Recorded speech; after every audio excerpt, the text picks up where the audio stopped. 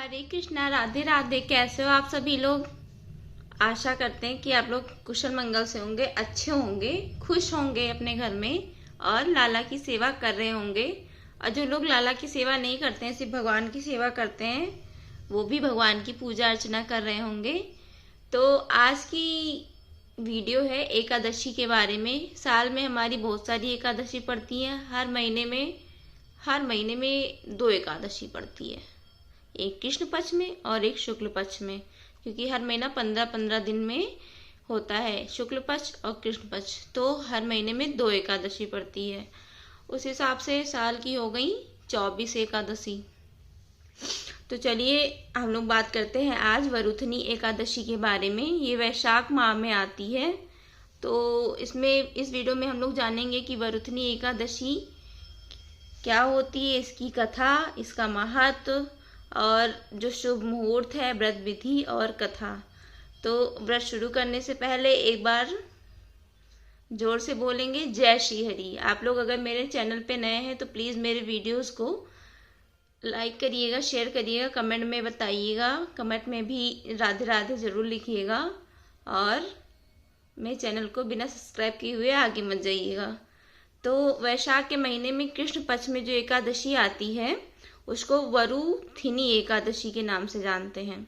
ये मान्यता है इस एकादशी के बारे में कि ये एकादशी सौभाग्य लेके आती है, सुख लेके आती है और दुख और दरिद्रता का नाश करती है, इससे मुक्ति दिलाती है और हमारे सौभाग्य में वृद्धि करती है। इसीलिए इस व्रत को करना चाहिए। इस एकादशी का व्रत हमेशा पूरे विधि पूर्वक करना चाहिए। तो इसका महत्व जो है ये है कि इसका महत्व भगवान श्री कृष्ण ने, हमारे लड्डू गोपाल जी ने, हमारे श्री कृष्ण भगवान ने युधिष्ठिर जी को स्वयं बताया था। ये नहीं कि सुनी सुनाई बात है, उन्होंने खुद ही बताई थी कि इस व्रत को रखने से ही व्यक्ति को कई तरह की परेशानियों से मुक्ति मिल जाती है और सहस्त्र जन्मों का जो तपस्या का जो फल होता है उसके बराबर का पुण्य प्राप्त होता है और जाने जाने में हुए सारे पाप कट जाते हैं। इस एकादशी को सिर्फ करने से ही कि बहुत सारे पाप हमारे कट जाते हैं और व्यक्ति अपनी मृत्यु के बाद सीधे वैकुंठ धाम को प्राप्त करता है। लेकिन व्रत के पूर्ण फल को प्राप्त करने के लिए विधि पूर्वक ही व्रत करना चाहिए। हम लोग को बिना कोई भी व्रत विधि पूर्वक बिना व्रत कर से उसका फल नहीं मिलता है। तो कोई भी व्रत करें तो आप हमेशा विधि पूर्वक ही व्रत करिए। तो शुभ मुहूर्त जान लेते हैं इसका कि शुभ मुहूर्त कब है।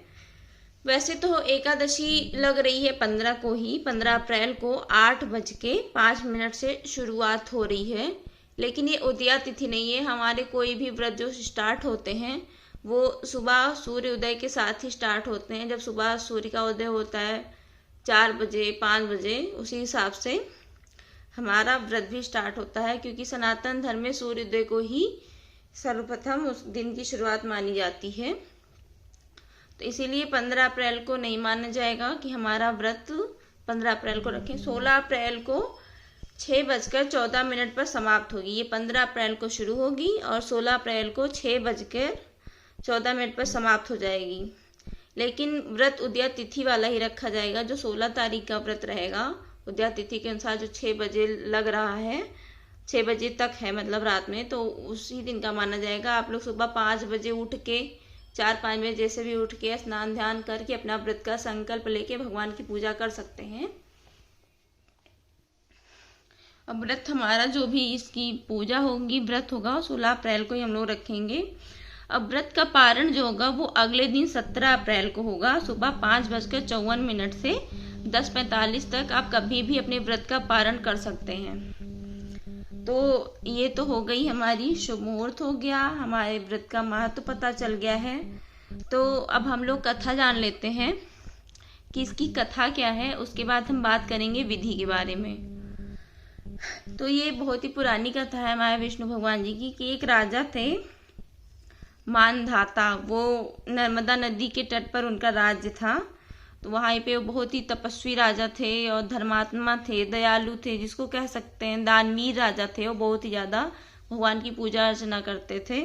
उनके द्वार से कभी कोई खाली हाथ नहीं जाता था। तो एक बार राजा जंगल में तपस्या कर रहे थे, पास ही का उनका जंगल था, तो उसकी वहीं तपस्या कर रहे थे। वो बिल्कुल भगवान के ध्यान में बिल्कुल मग्न थे।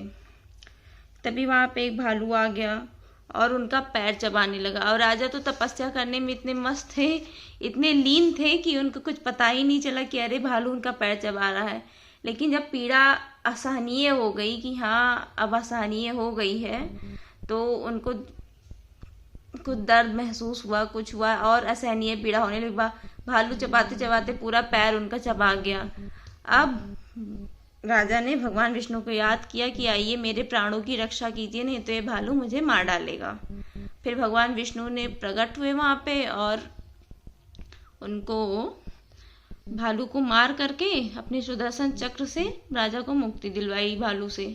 फिर राजा ने उनसे प्रार्थना की कि हे विष्णु भगवान, हे श्रीहरि, हाँ मुझे इस असहनीय पीड़ा से मुक्ति दिलाइए, मैं इस पीड़ा को सहन नहीं कर पा रहा हूँ। फिर भगवान विष्णु ने कहा कि ये पीड़ा तो तुमको भोगनी ही पड़ेगी, क्योंकि ये जो पीड़ा है तुम्हारे पिछले जन्म का कर्म है। इस जन्म के कर्म तुम्हारे अच्छे, लेकिन पिछले जन्म के कर्म तुम्हारे कुछ खराब थे, उसी कारण ये तुम्हें पीड़ा हुई है। और जो भालू का हमला हुआ था उस वजह से राजा अपंग हो गए थे, तो उन्हें बहुत सारी पीड़ा थी। तो फिर राजा ने कहा कि भगवान अब मैं तो अपंग भी हो गया हूँ, मैं इस पीड़ा से मुक्ति कैसे पाऊँ। तो फिर भगवान श्री हरि विष्णु ने कहा कि तुम वरुथनी एकादशी का व्रत करो और पूजा करो पूरे विधि विधान से। तो फिर राजा ने पूरे विधि विधान से व्रत किया और पूजा की। उसके पश्चात वो शारीरिक पीड़ा से मुक्त हो गए और मृत्यु के बाद उनको मोक्ष की प्राप्ति हुई। तो जैसे भगवान विष्णु ने उनको मोक्ष दिया, वैसे ही सबको मोक्ष प्रदान करें। जय श्री हरि। श्री हरिदास। तो आज की ये एकादशी की कथा यही थी। तो चलिए अब हम लोग जान लेते हैं एकादशी की पूजा की विधि के बारे में कि इसकी पूजा हमको कैसे करनी है। तो सर्वप्रथम आप 15 अप्रैल को शाम को ही, क्योंकि हमारी एकादशी तो 16 को है, तो आप लोग 15 अप्रैल को शाम को सूर्यास्त के पहले ही अपना भोजन इत्यादि ग्रहण कर लें। लहसुन प्याज नहीं खाते हैं कोई, क्योंकि हमको दूसरे दिन व्रत रहना रहता है, तो कुछ भी लहसुन पदार्थ का सेवन, गरिष्ठ भोजन का सेवन नहीं करना चाहिए। तो उसके बाद 15 अप्रैल को उसके बाद अपना अच्छा सा भोजन करिए, हल्का भोजन करिए, क्योंकि दूसरे दिन आपका व्रत रहता है तो हल्का ही भोजन करना भी चाहिए। तो और 16 अप्रैल को सुबह सुबह उठकर अपना स्नान ध्यान करके पूरे विधि विधान से भगवान की पूजा करें। और सुबह जल्दी ही पूजा कर लें, क्योंकि हमारा मुहूर्त 6 बजे 6:15 बजे तक का ही है, तो इसलिए जल्दी पूजा भी कर लेनी है हम लोगों को 16 अप्रैल को। फिर हमको पूरे दिन हरि नाम का जाप करना है, किसी से भी झूठ नहीं बोलना है, किसी से चुगली नहीं करनी है, बुराई किसी की नहीं करनी है। और सुबह उठ के जब नहा धो लेंगे तो भगवान के सामने ही हमको व्रत का पहले संकल्प लेना होता है। संकल्प ले लेंगे कि हे विष्णु भगवान, हम आपका व्रत कर रहे हैं एकादशी का, इसका हमें पूर्ण फल प्राप्त करिए, हमें मोक्ष दीजिए, हमें शांति दीजिए, सुख दीजिए, वैभव दीजिए। इसी तरह से जैसे भी आप व्रत करते हैं पूरे विधि विधान से, वैसे ही व्रत करेंगे। और उस दिन तुलसी जी में आपको जल नहीं चढ़ाना है। एकादशी के दिन तुलसी जी को छूना नहीं है। एक दिन पहले आप तुलसी जी उतार के रख सकते हैं, वही आप लड्डू गोपाल को भी चढ़ाएंगे, वही विष्णु जी को भी चढ़ाएंगे, उनके भोग में भी चढ़ाएंगे, क्योंकि बिना तुलसी जी के एकादशी का भोग और लड्डू गोपाल को भोग नहीं लगता है। फिर आप विधिवत भगवान की पूजा करेंगे। व्रत में फलाहार लेना है कि नहीं लेना है, आप किस तरह से आपका शरीर आपका साथ देता है वो आप पे निर्भर करता है। अगर आप फलाहार लेते हैं तो आप उसमें सेंधा नमक यूज़ करते हैं कि नहीं, वो भी आप पे निर्भर करता है। आपका शरीर कितना सही है वो आपकी सामर्थ्य पर है और इच्छा शक्ति पर निर्भर करता है। अगर आप सेंधा नमक का सेवन करते हैं तो आपको सूर्यास्त से पहले ही अपना फलाहार कर लेना है। और रात में जब तक संभव हो तब तक आप जागरण करिए, भजन कीर्तन करिए, श्री हरि विष्णु भगवान जी का नाम लीजिए, जप करिए और पूजा करते रहिए। उसके बाद तत्पश्चात कुछ पानी ग्रहण करना है तो आप कभी भी जल ग्रहण कर सकते हैं। अगले दिन स्नान आदि करने के बाद शरीर पवित्र करके सबसे पहले किसी जरूरतमंद को दान दें, उसको भोजन करवाएं। अगर भोजन नहीं करवा पा रहे हैं तो दान दक्षिणा अपनी सामर्थ्य के अनुसार जरूर ही देनी चाहिए। फिर जब इतना सब कर लें, अगर भोजन करवा सकते हैं तो ज़्यादा अच्छा है। किसी ज़रूरतमंद को भी, ऐसा नहीं है कि हाँ किसी ब्राह्मण को ही बुला के करवाएं, कोई भी ज़रूरतमंद आपको मिल जाए तो आप उसको भोजन करवा सकते हैं। और दान और दक्षिणा देने के पश्चात ही आप अपने व्रत का पारण करें।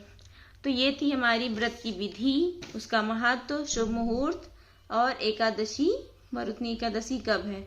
तो मैंने आपको पूरी विधि विधान से इसकी पूजा की भी बता दी है कि आप कैसे पूजा कर सकते हैं। आप चाहें तो दिन केले के पेड़ में भी जल चढ़ा सकते हैं, क्योंकि केले का पेड़ जो होता है वो भगवान विष्णु को ही समर्पित होता है।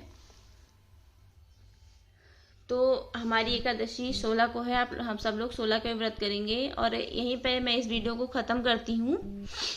तो आप लोग मेरे चैनल को सब्सक्राइब करके ही जाइएगा प्लीज़। अब कमेंट में बताइएगा कि मेरा वीडियो आपको कैसा लगा। और ये हैं आज के दर्शन अल्लाह के।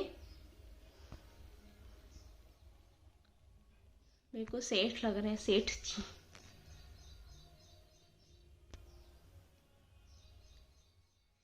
तो तब तक के लिए जय श्री राधे श्री हरिदास बोलो। विष्णु भगवान श्री हरि की जय, श्री कृष्ण भगवान की जय। ओम श्री कृष्ण वासुदेवाय नमः, श्री कृष्ण वासुदेवाय नमः, श्री कृष्ण वासुदेवाय नमः, श्री कृष्ण वासुदेवाय नमः, श्री कृष्ण वासुदेवाय नमः।